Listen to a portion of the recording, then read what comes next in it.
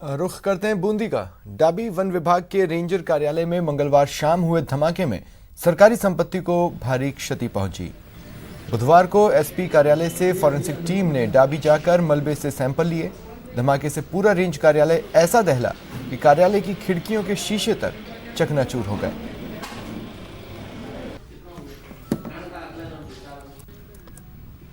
Short circuit हुआ, तारों में आग लगी थी और तारों में आग लगने के बाद एकदम सब तरफ वो आग दौड़ी, उधर भी और इधर भी। जब आग लग के अंदर तो हमारा स्टाफ भी दौड़ा कि आग लग रही है और धुआं इसमें से निकल रहा है स्टोर रूम में से, जो इसमें काफ़ी पुराना कबाड़ का सामान और काफ़ी पुराना ये स्टोर रूम था। धुएं से आदमी का दम तो घुट सकता है, लेकिन 3-3 फुट की दीवारें उछल गई धुएं से और पत्थर टूट गए। ये तो पहली बार ये चमत्कार तो डाबी रेंज के कार्यालय में हो रहा है, पूरे हिंदुस्तान में, पूरे विश्व में कहीं नहीं हुआ। तो ऐसी चीज़ें पचाई थोड़ी जा सकती है, सब चीज़ें सामने आएगी, कार्रवाई होनी चाहिए। रेंज में भारी मात्रा में अवैध खनन चल रहा है और ये अवैध खनन के कारण ये विस्फोट हुआ है। स्पेशल टीम बुला ली और मौका का निरीक्षण कर लिया। जो साक्ष्य जुटाए वो एफएसएल जाएंगे और एफएसएल रिपोर्ट से क्या नतीजा आता है उसके बाद आगे कार्रवाई की जाएगी। धमाका हुआ ना, धमाका हुआ तो विस्फोट, तो पुराना उसमें कबाड़ भरा हुआ, तो कैसे हुआ, किन परिस्थिति में हुआ, तो वो तो एफएसएल रिपोर्ट आने के बाद ही आगे कार्रवाई करेंगे। जैसलमेर के जिला कलेक्टर ने शहर को दूधिया रोशनी से चमकाने के लिए अनूठी पहल की है। जिला कलेक्टर और यूआईटी अध्यक्ष नमित मेहता की अनूठी पहल पर शहर के सौंदर्यीकरण और प्रमुख चौराहों पर हाई मास्क लगाने का काम व्यापक स्तर पर जारी है। नमित मेहता के निर्देशानुसार शहर में 22 स्थानों पर हाई मास्क लाइट लगाने की व्यवस्था की गई है।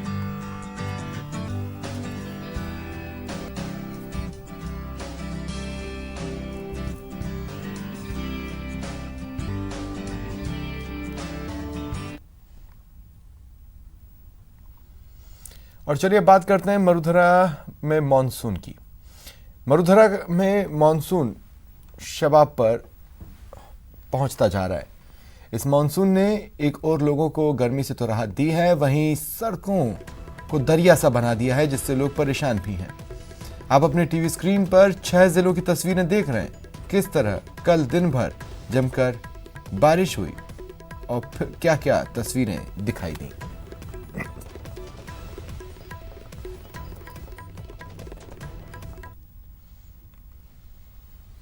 श्रीगंगानगर में आज मानसून की पहली बारिश हुई।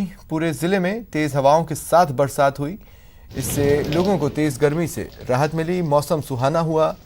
वहीं मानसून की पहली बारिश खेतों में खड़ी कपास, नरमा, मूंग और ग्वार की फसलों के लिए काफी फायदेमंद साबित होगी।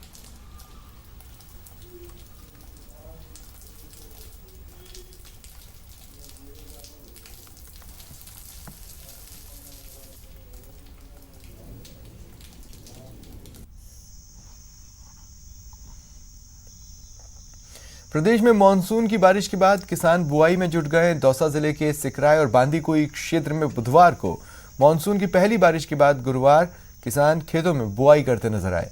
पिछले करीब 1 महीने से किसान खेतों में प्राकृतिक खाद डालकर खरीफ की फसल की तैयारियों में जुटे थे। हाँ, हमारे यहाँ बारिश बहुत बढ़िया हो गई है और खेतों में बुआई चालू कर दी। बाजरा बा रहे हैं, सरसों, बाजरा, तेले, ज्वार। कल बारिश अच्छी हुई थी तो आज हम खेतों में बाजरा बो रहे हैं। बाजरे की फसल के लिए अच्छी हुई थी बारिश।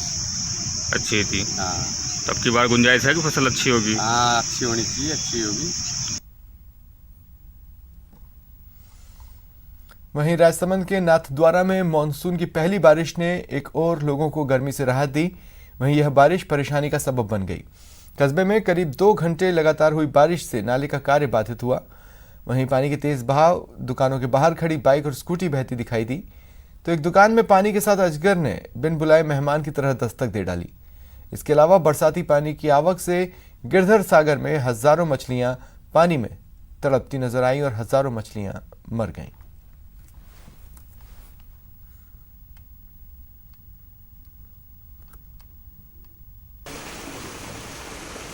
वहीं मानसून की पहली बारिश से अजमेर शहर सराबोर हो गया। एक और मौसम के बदले मिजाज से लोगों को राहत मिली, वहीं दूसरी ओर सड़कें सरोवर में तब्दील हो गई। करीब 20 मिनट तक जोरदार बारिश हुई। और घर के बाहर पानी ही पानी नजर आने लगा।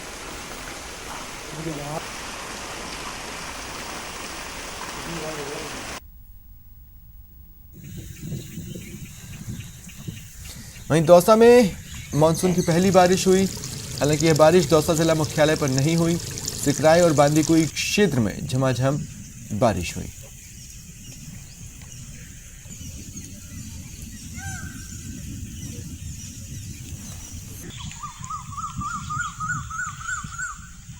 इधर भरतपुर में भी मौसम का मिजाज बदला और जिले के अधिकांश इलाकों में झमाझम बरसात हुई। इससे मौसम खुशनुमा हो गया, जिससे लोगों को गर्मी और उमस से राहत मिली। करीब 1 घंटे तक हुई बरसात से सड़कें पानी से लबालब हो गईं। वहीं मानसून की पहली बरसात ने नगर निगम की कार्यशैली की पोल खोल दी है।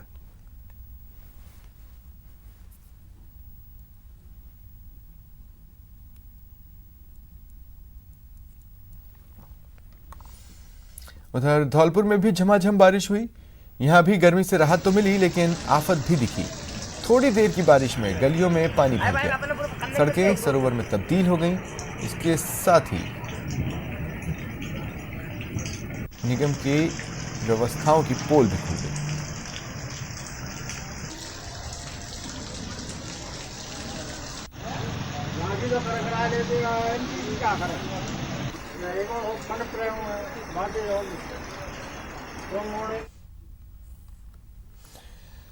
चित्तौड़गढ़ में आज अंतर्राष्ट्रीय हिंदू परिषद की तरफ से लोगों को मास्क बांटे गए। आईएचपी के स्थापना दिवस के मौके पर कलेक्ट्रेट चौराहे पर कार्यकर्ता इकट्ठा हुए और 1100 मास्क बांटे। इसके साथ ही कोरोना से बचाव को लेकर लोगों को जागरूक भी किया। आईएचपी लगातार 11 दिनों तक अलग अलग स्थानों पर ऐसे ही मास्क बांटेगी और लोगों को जागरूक करेगी।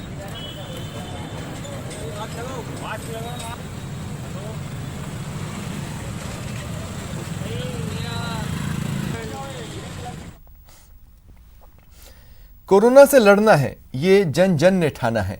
इसी के तहत सवाई माधोपुर जिला मुख्यालय के महावीर पार्क में जागरूकता अभियान चलाया गया।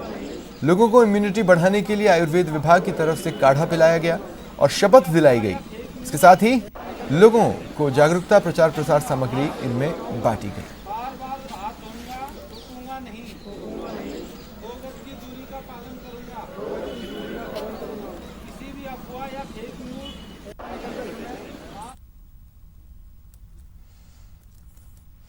प्रदेश में मदरसा तालीम को भविष्य को लेकर मदरसा पैरा टीचर्स नाराज हैं। कई दरों पर गुहार लगाने के बाद जब कोई मदरसा पैरा टीचर्स की नहीं सुन रहा, तब इन्होंने 8 सूत्रीय मांग पत्र सरकार को भेजा है। साथ ही कहा कि अगर मांगे नहीं मानी गई तो 7 दिन में सभी मदरसा पैरा टीचर परिवार बच्चों के साथ मदरसा बोर्ड का घेराव करेंगे।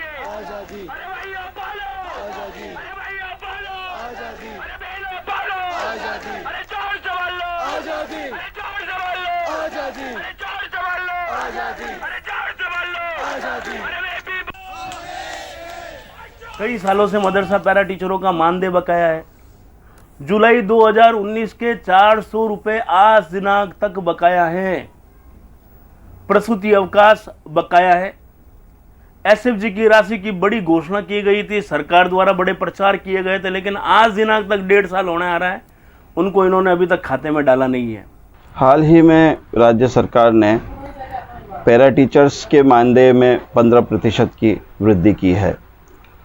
इसका हम स्वागत करते हैं, परंतु ये काफ़ी नहीं है। 15% की वृद्धि और की जानी चाहिए। एक सम्मानजनक मानदेय उनको दिया जाना चाहिए, जो उनका अधिकार है।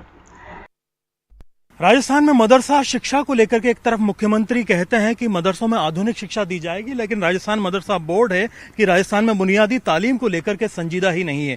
पिछले दिनों जो राजस्थान के तमाम मदरसा पैरा टीचर्स मांग कर रहे थे, तमाम मांगे उनकी अटकी हुई है। मानदेय से लेकर के उनकी वार्षिक जो वृद्धि है वो अभी तक उनके खातों में नहीं पहुंची है। पिछले दिनों 5 यहां से मदरसा पैरा टीचर्स को निकाल दिया गया, उन्हें उनके मूल मदरसों में भेजने के आदेश दे दिए गए। फिलहाल 8 मांगों को लेकर के प्रदेश भर के मदरसा पैरा टीचर्स ने ये चेतावनी दी है कि राजस्थान के तमाम मदरसा पैरा टीचर्स यहीं इस मदरसा बोर्ड भवन पर घेराव करेंगे, धरना देंगे, अपनी डिमांड मांग पूरी करने के लिए अनशन करेंगे। इन तमाम चेतावनियों के बावजूद अभी तक जो मदरसों के बुनियादी मुद्दे हैं वो अटके हुए हैं। पिछली सरकार में अगर देखा जाए तो मेहरुन्निसा टाक यहाँ पर मदरसा बोर्ड की चेयरमैन बनाई गई थी। उसके बाद से किसी नए मदरसा बोर्ड चेयरमैन का अपॉइंटमेंट हुआ नहीं है। मदरसा बोर्ड सेक्रेटरी को लेकर के लगातार प्रदेश भर के मदरसा पैरा टीचर्स हैं, तमाम ऐसी तंजीमें जो कि मदरसों से जुड़ी हुई हैं, या फिर वो लोग जो कि माइनॉरिटी के एजुकेशन को लेकर के लगातार सवाल उठाते रहे हैं, वो सचिव के रवैये को लेकर के भी कई बार सवाल उठा रहे हैं कि इन हालात के अंदर